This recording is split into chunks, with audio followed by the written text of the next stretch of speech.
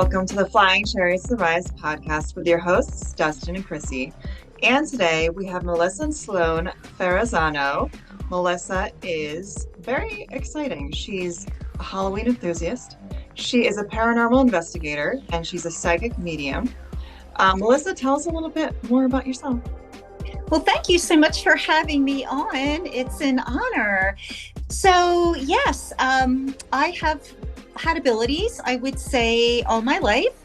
And I feel like this has led me to eventually becoming a paranormal investigator. I learned how to hone my mediumship skills in order to do this during our paranormal investigating. I work at a cemetery. I am a burial coordinator, so I have to make sure that everything goes right from the beginning to end when people bury their loved ones. And I also am a tarot reader. I teach people about their psychic senses. And so I also work at a place called Parastudy, which is in Pennsylvania. So they are the different places where I share my work and teach others how to hone in and learn about their own unique abilities.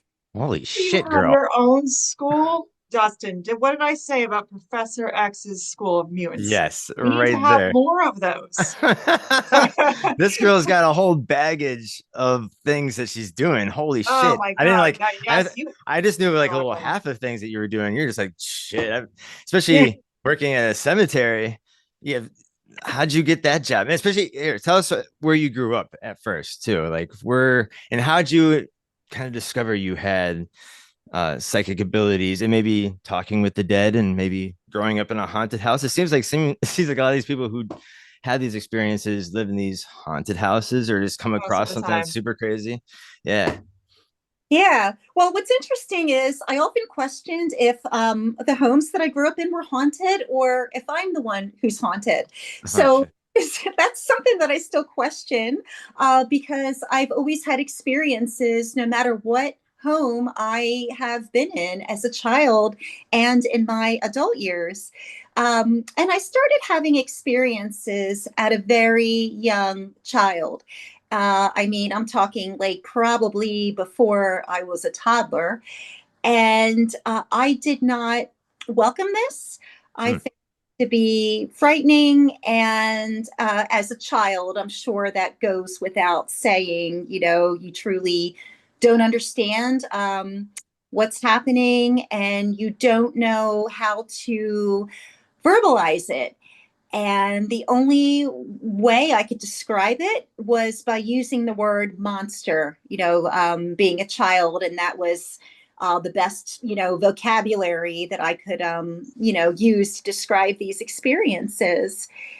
And, uh, you know, I think that children are more open to these things in general. I have heard something about a child's brain development. There's something about those young years where, I don't know if there is a true scientific explanation, but something about us is just more open to receiving. And then as we get older, it may not be as strong.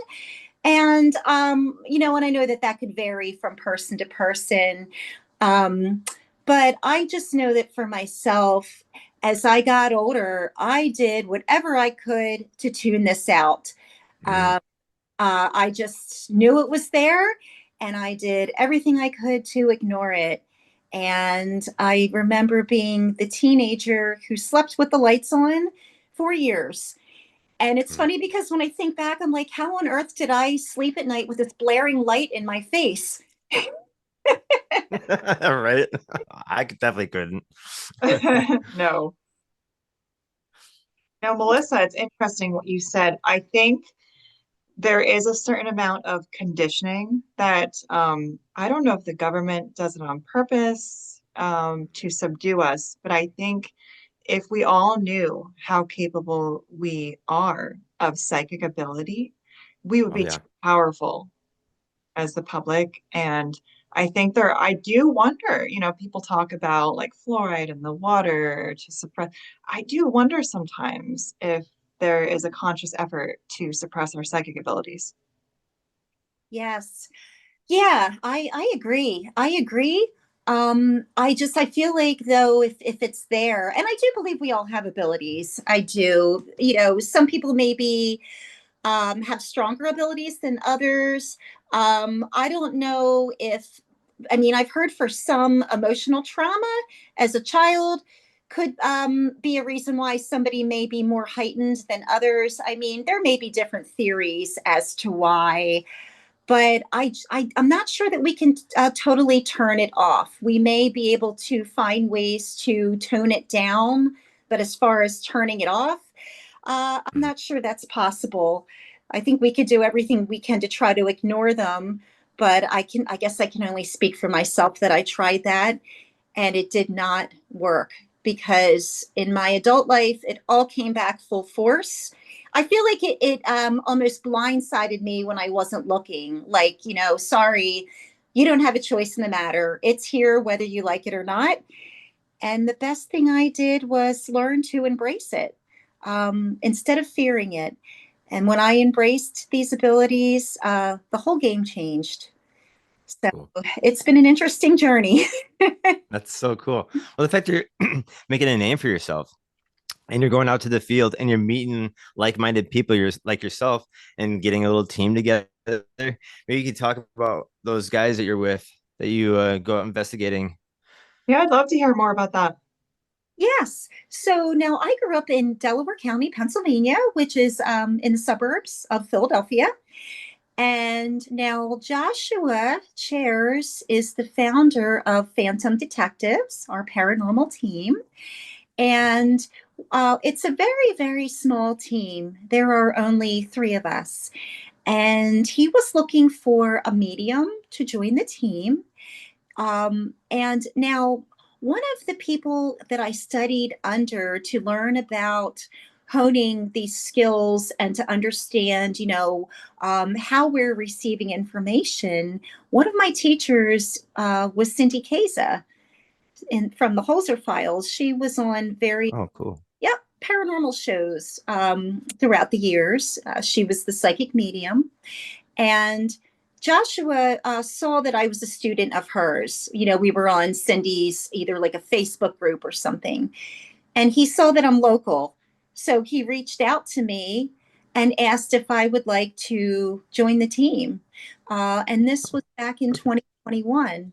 So from there, that's what I do. That's my main job on the team is to go into investigations blindly, not knowing any kind of a backstory, because I really want it to be authentic. No doing any researching, just literally going in there and seeing what I'm picking up on. Now, Joshua is the team historian. He is like a walking thesaurus. He just knows the history. So it's always interesting to see if I'm correct with what I'm tuning into and if it matches the history of these locations. But I'm also an investigator. I have learned about the equipment, and we've captured some pretty compelling evidence throughout the years. So it's definitely a lot of fun. I enjoy it very much. What was your Uh, most compelling evidence, do you think, that you've caught? Oh my goodness. So we were at something called the Lightship over Falls, and this is in the state of Delaware. And it is one of the only remaining lightships. So basically, it's like a lighthouse on a ship, hmm. and it's one of the only ones remaining. Oh, And cool. the um, the curator, the person who runs the lighthouse, lightship rather, is a bit of a skeptic, and he was told quite a few times by those who have toured the lightship that they've had some kind of paranormal experience. So it was just the three of us, my team members, and we investigated, and it was very, very peaceful. And at one point, there was a woman who I was tuning into who was really making her presence known. Um, and what was interesting was later on, when we reviewed our evidence on our recorder, we captured a Class A EVP of a woman saying, "Hello, help me." That's exactly like how she sounded. That was her tone. And many of times we've captured whispers and things, that, it was always subjective. But this was clear as day. And it just shook me to the core to literally hear this person's tone of voice. Oh, And there was nobody on this ship. It was only the three of us. I mean, we literally had the key. It was also raining pretty hard. And we did not hear this. We did not hear this audibly. This was something that just our recorder picked up. Uh, wow. so, I mean, it still fascinates me because I do go into places with a bit of a skeptical mind. I really want to make sure that something cannot be explained. I mean, is this truly paranormal? But that is something we truly cannot explain. And I'll have to send you that clip sometime so you can hear it. Yeah, I that'd would be great. love to hear it. I love EVPs. I don't always post the whispers. I like a good, clear, crisp EVP. I'm very particular about my EVPs. If I hear a whisper, I usually just ignore it and move on. But one of my best EVPs was actually in the Shanley Hotel. I was in the bordello, which is the prostitute. I don't know how if there's a better way of putting it. Yeah, the brothel, Every time we talk about this, I'm like, whorehouse? No. the whorehouse. So anyway, yeah, I was in the bordello and I was expecting a young woman voice, if anything, but I was just sitting there talking. I was completely alone. And I said, "Hey, do you remember me?" Because I had been there several times already. And I heard an old lady voice, and she was like, "I don't remember you. No," like that. It sounded like an old lady. And I was like, I wasn't expecting that type of voice. And how do you explain that? Right. Right. It is. It's truly amazing when you know that there's nobody else there. There is no other possible explanation. And just like you, I tend to discard the whispers. I mean, chances are we captured something, but it's so subjective. But when Sure. Exactly. you're clear, yeah, that clear voice, I mean, it's mind blowing.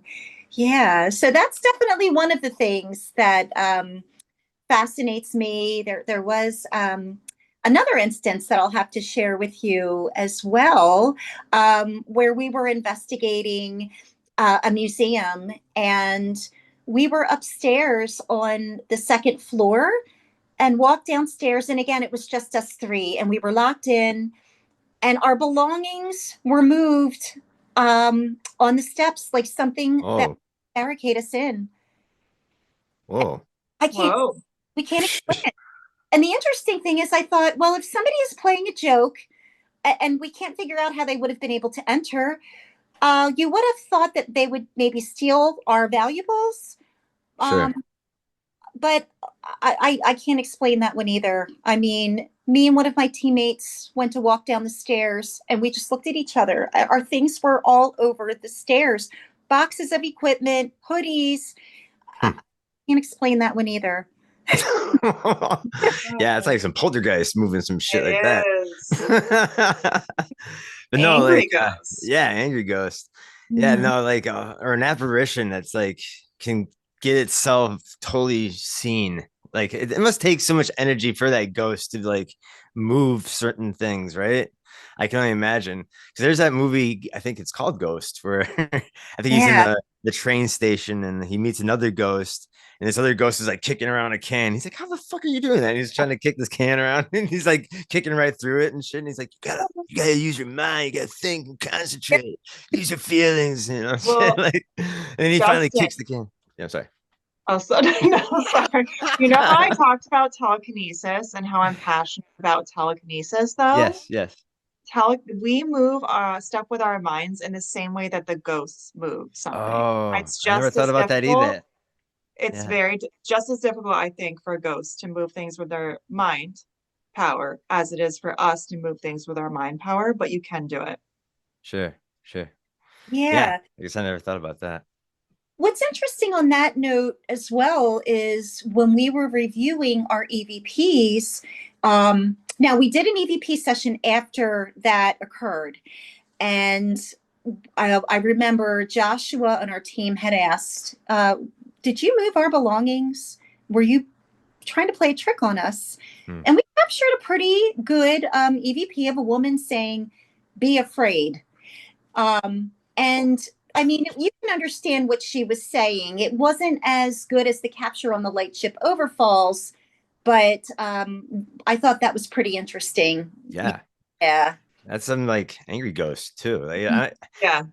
you think that unless you're like really evil, I don't know. Like, why would you bring that over with you? You know, that anger. You think it'd be more, you know, maybe Yeah. less Well, stress free. I don't know. At least you'd hope so. mhm. I did hear, well, what was interesting in that location was I did pick up a spirit of a woman, and she was a little angry, if you will. And I come to find out that she lived there and she was Hmm. a bit of a bitch. I know we're allowed to Yeah, bully her. definitely. Yeah. Melissa, when you walk into a place, do you get sudden feelings that hit you about people or their lives, or how does it kind of hit you? You are correct. I do get a sudden vibe. So I would say now, if we're talking about our internal senses, there is the term our clair senses. That's our clairvoyance and our clairaudience and clairsentience. So that's our ability to see, hear, and feel. So my strongest would be feeling and seeing, because I do get the vibe that the spirit is giving off, and then I do see them clairvoyantly, again, whether it's male or female, maybe the approximate age. So right away, that is the information that I'll initially receive when I go into these locations, whether they're happy we're there or not. Um, you know, so and then from there, I'll walk around, see if I'm tuning into anybody else, get just a feeling if something bad happened at a location. Once in a while, I'll get a name. Names are not my strong point. Some people really, I guess, search for a name, but I don't. I really try to let everything just come to me. I really try not. I try not to try too hard, if you will. Sure, sure. So, Just let it all come to you. right. No, that's cool. Yeah. Like so what's your favorite tool to use when you're out in the field? Would it be the EVPs or would you do the ghost boxes? Actually, we had a guy on our show named Tony, and he has a new invention. I don't know if you tell me what's the name of the new invention? Datacom, and Yeah. it only uses white noise, Melissa. You know how the Ghost Box uses AM and FM, and it scans, but then it Mhm. also has the white noise added, and they're little blips of you don't get a full conversation. It's like a little blip of a word. Hmm. And sometimes you can put them together. It's very difficult, and it's very low volume too. I find the ghost boxes to be so difficult to even hear. So Right. Tony Rathman, he has created his own technology that's just white noise, and he's worked on clarifying it. Yeah. Um, He's been doing it for a yeah, long time, like 12 years or so or he's been more. working on it for a really long time. 3.0 is the clearest speech that you'll hear, but it mimics like human speech almost. You can hear the dips, you can hear the emotion, you can hear like if they're asking a It's question. more relevant to the questions you're asking. And it's like, and it almost answers you even faster than the ghost box does. It's like only a few words coming out of the ghost box. And it's again, it's Yeah, so amazing. And he takes this to different countries. He goes to the Philippines and he puts it on there and it's speaking in the Filipino or I don't know how to say right. it, but yeah, you know what I'm saying? Like A different like if country, it's coming you'll pick up, speaking a different language from the country we're at, that's right. another. And I think that tells you more than anything. Yeah. Yeah. Yeah. I will have to look into that most definitely because I'm right there with you that the ghost box for me is difficult. We have our version of the Estes method. That would be one of my favorite things we do during an investigation. And I'm the one who goes under with the sensory deprivation. Um, so obviously, I'm not to hear the questions being asked and I'm not to see them. I have a blindfold, earphones trying to cancel out the noise. And what I do is I do two jobs while I'm under the Estes method. I'm trying to see if I can pick up anything from the ghost box, again, which I find to be challenging. But I feel like I work more on a mediumship level. Um, I just want to see with sensory deprivation, being under the Estes method, if what like I want to know what I'm picking up mediumistically. I feel that maybe my senses might be a little heightened, which I don't know if that would make sense or not, being that I have, no, no, I'm not able to see, I'm not able to hear. I guess I do feel like my senses are heightened because I'm in a trance. I'm more in a trance-like state. So I guess that would make sense. So for me, again, it's double duty. What am I picking up during the ghost, while I have the ghost box connected to me? What am I picking up mediumistically? And seeing if anything that I'm answering and bringing through matches their question. So that's always interesting to find out afterwards. Um, I feel that the recorder is one of our best tools. And of course the basics, EMF detectors I'm on the fence with. I mean, we know many things give off EMF. So some things I'm a little more hesitant about than others. But for me, the Estes method and the recorder would be the two that I like to use the most. Sure, sure. Yeah. Plus, you have your natural senses too. That is like, Well, for that's you, awesome. what is more valuable than having a medium on your team to verify some of the things that you're picking up? Oh, You sure. know, Yeah. very valuable. And what's interesting too is now I still amaze myself and I still don't fully believe my abilities. I still feel like I'm building my confidence. So when something truly accurate comes to me, even prior to an investigation, I mean, my mind is blown. I'm like, how could I have known that? Yeah. It's mind blowing. That's happened a few times prior to investigations as well. I'll start receiving information about a place. So, yeah. That's pretty interesting. Mhm. The spider sensors. Yeah. No, that's really cool. You know, I still haven't had my own ghost experience. I haven't gone on a ghost walk or any tours. I'm just like kind of slapping myself the way So Chrissy's been I'm going on hanging these out with the adventures. alien crew, and you're Yeah, not going on ghost tours. yeah, what the hell is going on? Yeah, you're jealous, but I'm jealous. Yeah, yeah, yeah. But no, it's really cool that these communities are here, and we're again finding like-minded people. And Melissa, you were on the news too. oh, Tell us a- yeah, tell tell us us more about about that. that. Yeah, we've been on a few local stations, and we were on a larger station in our area. I think CBS 10, something like that, NBC 10. I can't get Cool. it. Now, that one in particular was interesting because sometimes the news they'll come to us. They'll come during our investigations and film us. Really? Yeah, they may do an interview with us.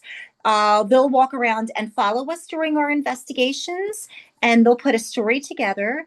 So, the very last place where that happened, where they came to visit us, it's really, really cool. Right outside of Philadelphia, Pennsylvania, there's a vampire museum. Huh. Really? Yes. And it's supposed to have a lot of paranormal activity, and it's Hmm. the coolest place ever.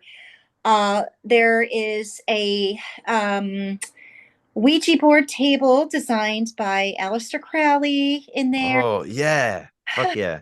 Yes.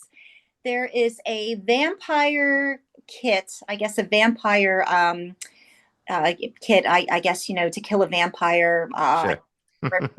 involved. And it was once owned by Michael Jackson for a short time because he purchased it as a gift for somebody else. And that wound up in the possession of this museum. Exorcism chairs, I mean, Wow. cool things. It's truly amazing. And a lot of these vampire hunting equipment, stakes, all sorts of things. Some of them date back to the 1600s. Wow. I mean, it is truly an amazing museum. Yeah. The gentleman from the news, he was there and he followed us around. He was there filming our dowsing rod session, a little bit of me during the Estes method. So that was super cool. And then we've been on, like I said, a handful of smaller local channels. One here in the state of Delaware, because we're right over the state line, the Pennsylvania-Delaware state line. And that's really cool. The best thing that helps my nervousness is using humor. So, I go on there, I'm real happy, I'm real bubbly, I'm laughing. And yeah, I remember the host was like, "Are you picking up anything here?" And I'm like, "As a matter of fact, I am." And he's like, "What?" Like, I don't know how I feel about you being here anymore. I said, "Don't worry, the spirit is friendly. You're fine." But that's always interesting. And what I was telling you about the lightship overfalls in that, floating lighthouse where we picked up the lady's voice, that wound up in their local paper. And they did a Wow.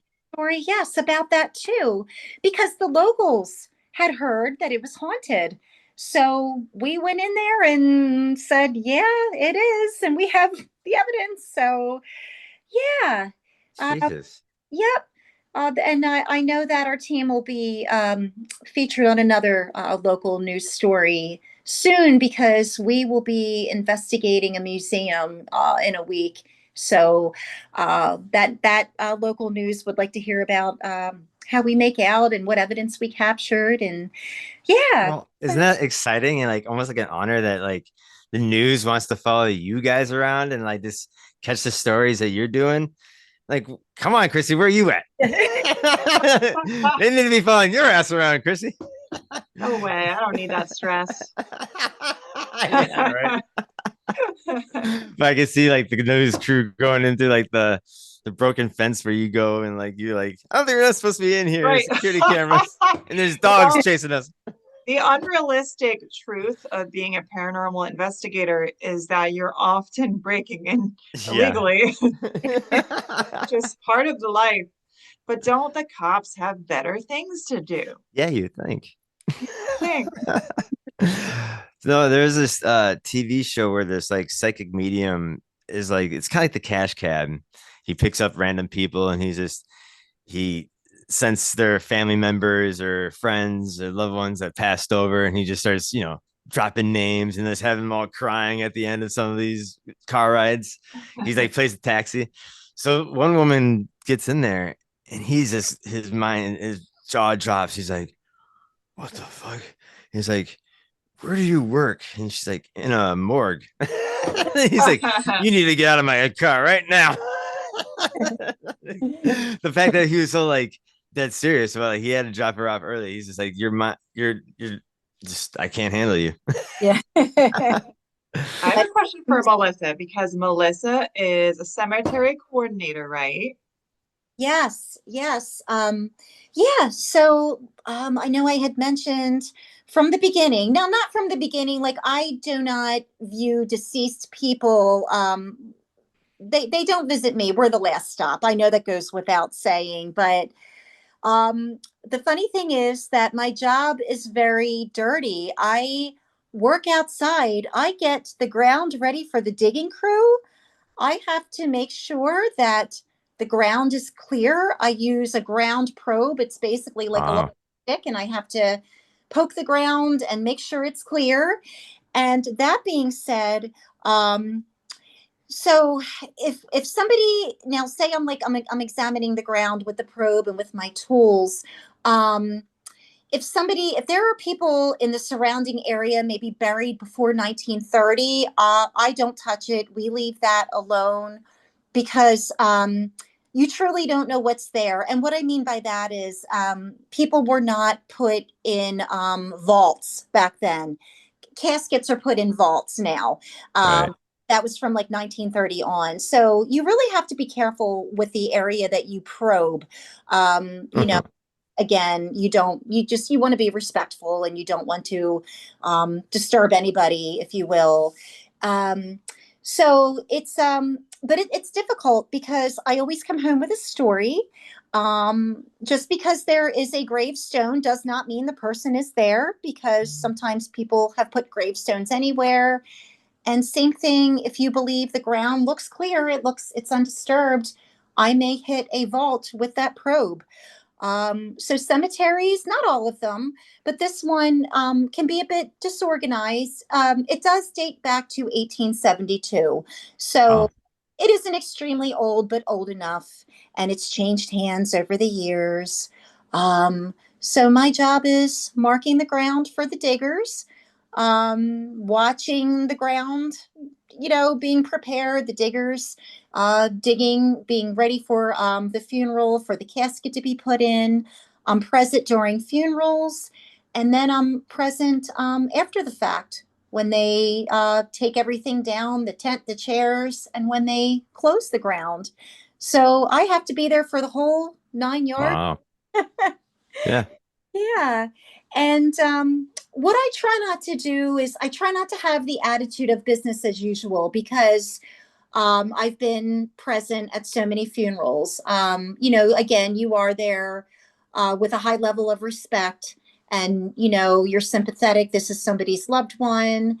But I could be standing there next to that casket for a little while until the diggers return, and I'm just hanging out. And I'm like, yeah, well, I'm here with a deceased person, and yeah, Wow. this is Shit. highlight of.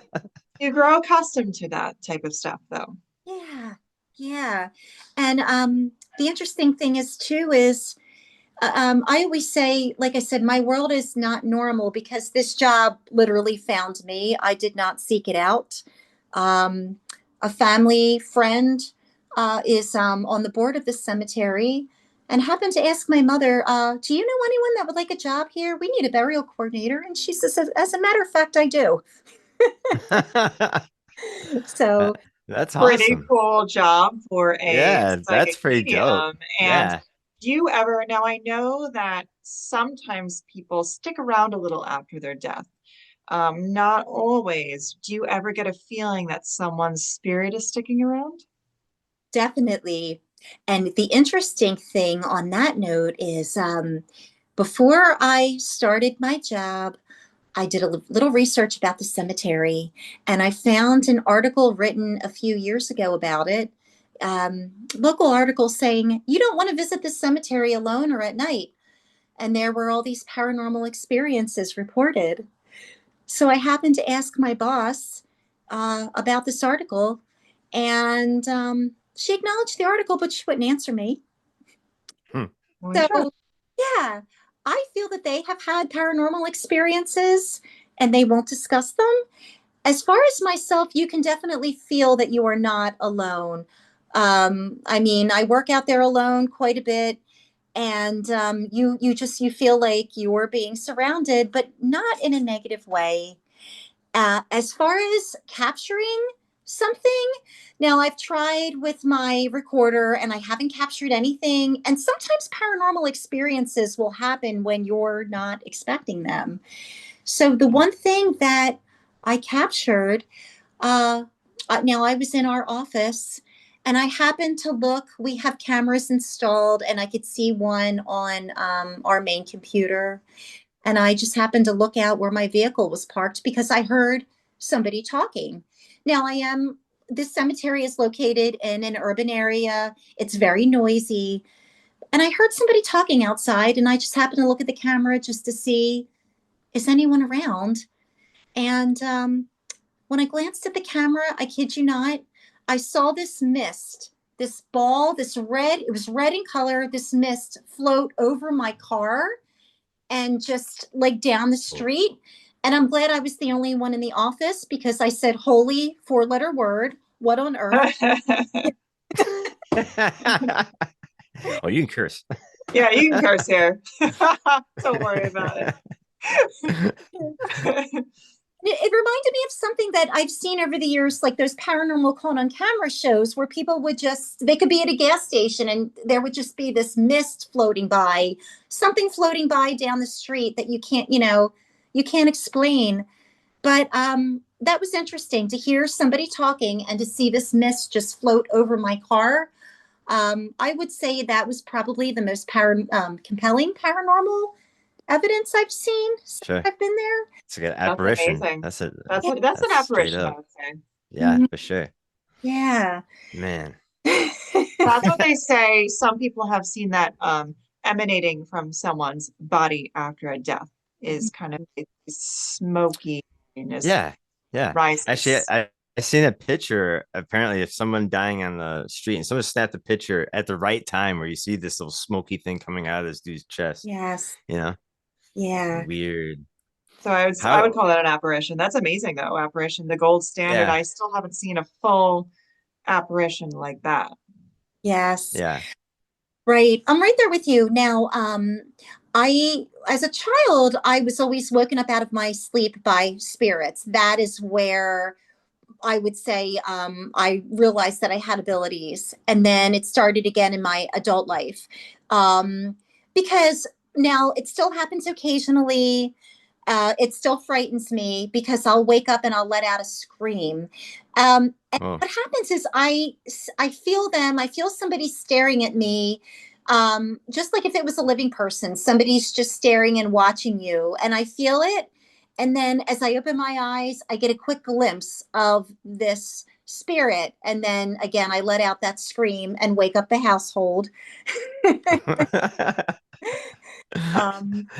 So yeah, that's I guess my version of seeing apparitions, but I've never seen an apparition like during a paranormal investigation, and not yet Sure. at the cemetery. They just like to wake me up out of my sleep. Yeah. Oh yeah. Well, I think it's rare, and I think it's like you have to be there at the It right is. time, and just the fact that, again, I think it takes a lot of energy for a ghost to be in our frequency of vision. So I think there might be a different frequency of level of seeing them. I don't know, interdimensional in a sense. Or what do you think about stone tape theory? No one knows what that is but you usually, Dustin. He asks Really? everyone this, and everyone's like, no, I don't know what She's that like looking is, at like, dude. what the fuck is that? Part of it, Well, but I guess one of curious. the Yeah. You're curious? All right.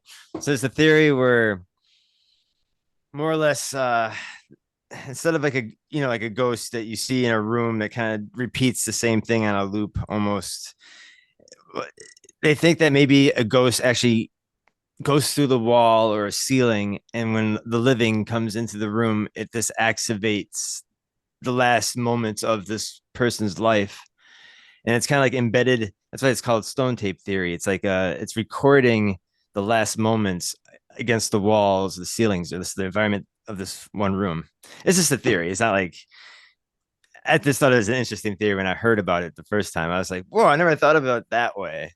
If it's like, Usually the ghost hunters they know it as like a repetition or a replaying or like a recorder. Like we don't always right. know it as stone tape as you described, but that's how we recognize it. Sure. I just thought it was such a cool name. Yeah, I was it like, is who cool. thought of that? That is really cool. Sorry. Well, I'm glad I didn't mean to leave everybody in the dark there. I always bring it up. I won't bring it up anymore, You Chrissy. always bring it up and people are like, I don't know what that is. The big eye roll happens with Chrissy. He's like, what? We gotta do this again. We gotta explain these motherfuckers. Fine. That was the last one. It's not. It's not, yeah. No, but it's an interesting theory. But It's again, yeah. I'm sure Melissa agrees, there are certain I don't know if you can call them ghosts because they're not active spirits, but there's some sort of an imprint in time and space that Right. keeps replaying. Yes. Yes, exactly. Especially if somebody, you know, they live in an older home and maybe 10 o'clock at night they hear footsteps every night going up the stairs. Yes. Yeah. Or three Yeah, o'clock a.m. right. Usually when the spirits are Yes. more active, right? Yep. And that's when to wake me up. Yep. Yeah, it's always around 3 o'clock, that time frame. Same. I always, when something weird happens, like after an investigation, when a door slams on its own, I look over, it's 3 a.m. Yeah. Yep. I think Anytime, Mr. I think Well. Chrissy gets a lot of hitchhikers. Yeah, I don't protect Who is myself at it? all. Who's this Barbie walking in? I'm gonna coach myself too late. Yeah, I Uh, gotta be more careful. What about you, Melissa? What do you do to ground yourself after an investigation, protect your energy? For me, it really takes a lot of, I know this sounds pretty, I guess, basic, standard, but a lot of focus and a lot of intention just to do that, just to ground. Sometimes I need to just lay down for a while, envision letting excess energy, go through my feet. Sometimes sending myself some Reiki, that seems to help mm, the most. um Sometimes even just simply like just taking a shower. I know we know the basics of saging. I mean, you know, a lot of those things sound pretty stereotypical, but for me it's really just about setting the intention. But I do feel that Reiki, sending myself Reiki, helps tremendously. And I'll tell you what, our last investigation at that vampire museum, whew, that was mhm. a very intense place. And I felt it even before, like a week before we investigated. And I remember telling my team, we have to protect ourselves. Not that there is something negative in there, but it's very intense. Energetically wise, it's intense. And sure enough, it was. And I'll tell you what, I don't think I grounded after that. And I went to work at the cemetery, and my goodness, I feel like it took me weeks to recover. I mean, energetically, I was just intense. I hate to say I felt like I was losing my mind, but it was just so Wow. overwhelming. I can't put it into words. So I've learned some hard lessons about not grounding. I've learned that a few times, that it's important. And I know sometimes we can only do the best that we can do. So again, it's mostly about me setting my intention, you know, and really setting boundaries, leaving locations and saying, if the spirits will listen, okay, you know, thank you. We're very polite. Thank you for letting us be here in your home. You know, it's time for us to go. It's time for us to part ways. You know, respectfully asking that you don't follow us home. And again, that's if they'll listen. You hope they will. Yeah. Yeah. So you really just try to do all of the things. I know that's the best that you can do, you know. Yeah. No, that's cool. We had a guy Yes. on our show named Kai, and he's from Austria, and he's famous for being a physical psychic medium. And he travels the world doing his demonstrations of ectoplasm and Ooh. jewels and crystals coming shooting out of his eyes and levitating tables. But he have the people around him when he's demonstrating like inches away. Like sometimes he'd have people hold his hands and have their feet on top of his feet while this table is fucking flying around. You know, but and the ectoplasm is very trippy, man. It comes all the way out to down to his feet, out of his mouth, and it drops to the ground and acts like a snake.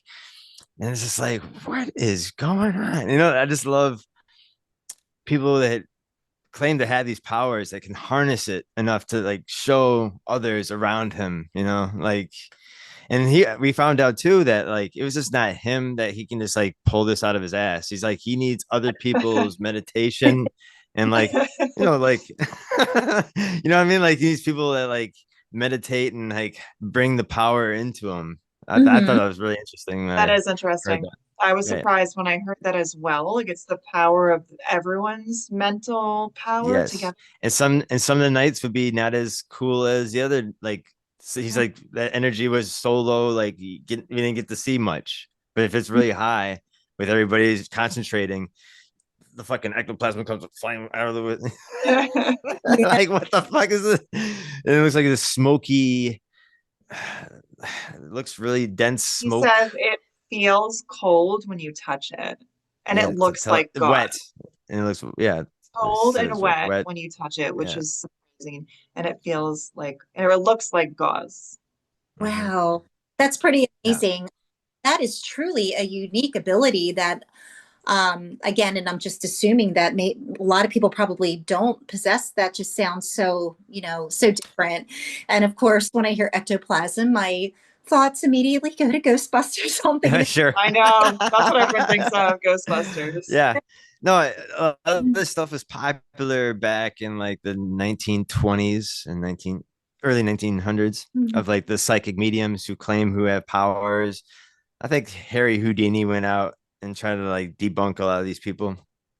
But Yeah. again, like some of these people actually have these powers and like actually claim to have there's photographs, there's footage, but Kai is the modern day person who is at least I think he's legit because I think he breaks it down and he has people around him. I mean, if it's really close up magic, I have no idea how he's doing it, but it's amazing. And Yes. no, it just makes it.